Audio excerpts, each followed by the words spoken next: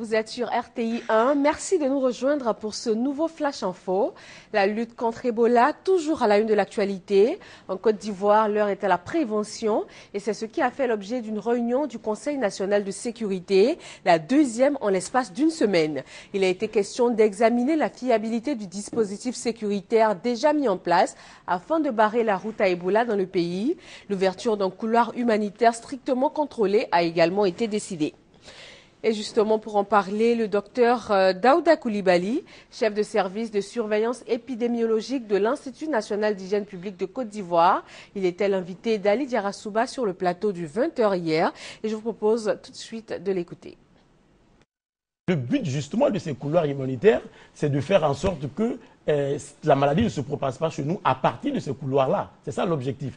Donc les mesures de précaution, de prévention, seront toujours en place, elles seront renforcées, mais nous allons permettre que ce couloir puisse s'effectuer. Donc les personnes peuvent se déplacer de ces localités vers les nôtres sans toutefois occasionner le risque de propagation de la maladie chez nous. Aux frontières terrestres, les mesures seront respectées. S'il y a des mesures de quarantaine qui sont nécessaires, elles seront mises en place. En tout cas, la période de 21 jours sera respectée pour que la personne qui quitte la zone infectée pour venir chez nous, elle n'est pas malade, je tiens à le rassurer. Cette personne n'est pas malade. Elle quitte la zone infectée, elle vient chez nous, mais nous mettons en place des mesures de telle sorte que nous nous rassurons que pendant les 21 jours maximum, j'indique maximum, de la période d'incubation, cette personne ne constitue pas un risque pour nous. Si au cours de cette période de surveillance, elle développe la maladie, elle sera prise en charge comme telle.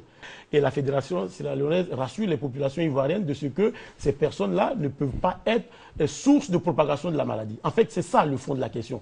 Il faut que ces 24 personnes qui sont en provenance de la Sierra Leone ne puissent pas être la source de propagation de la maladie.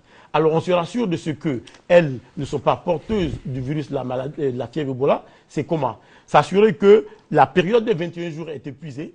Donc on est sûr que avec bien sûr l'assistance du médecin de la CAF, on est sûr qu'ils ont épuisé cette période maximum de 21 jours et que donc ils ne vont pas présenter la maladie, en tout cas chez nous. Il n'y a pas de cas de fièvre Ebola en Côte d'Ivoire, je peux le dire. Et chaque fois que nous sommes obligés de le dire, nous devons expliquer aux populations que ce n'est pas des affirmations gratuites. Non. Elles reposent sur une démarche scientifique.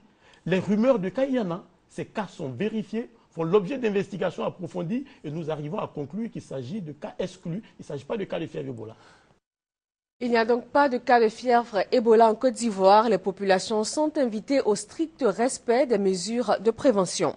Direction les stations d'essence. Depuis hier, le prix du super a baissé de 20 francs CFA. Il passe donc de 755 francs à 735 francs. Le prix du gasoil, lui, reste inchangé. Il est toujours fixé à 615 francs CFA.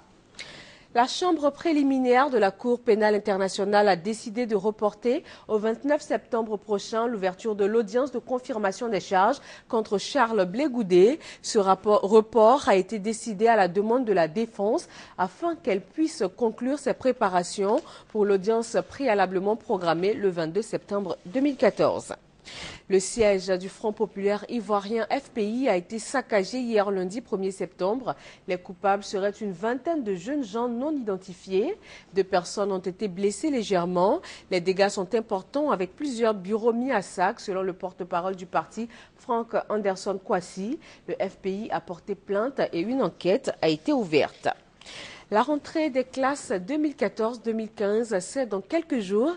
Le recrutement à la maternelle et au CP1 débute ce mardi et va prendre fin le vendredi 12 septembre 2015 dans toutes les écoles publiques du territoire national. Et hors de nos frontières, ouverture des négociations entre le gouvernement malien et les groupes armés du nord du pays hier à Alger. Les discussions sur le fond débutent aujourd'hui avec 4 commissions. Elles vont traiter des questions politiques et institutionnelles, sécuritaires et de défense, de justice et de réconciliation et de développement économique. En Irak, l'armée loyaliste, les miliciens chiites et les combattants kurdes, appuyés par les frappes américaines, sont parvenus à reprendre 2 villes à l'organisation de l'État islamique. Hier déjà, l'armée irakienne avait mis fin au siège d'Amerli, ville chiite du nord du pays.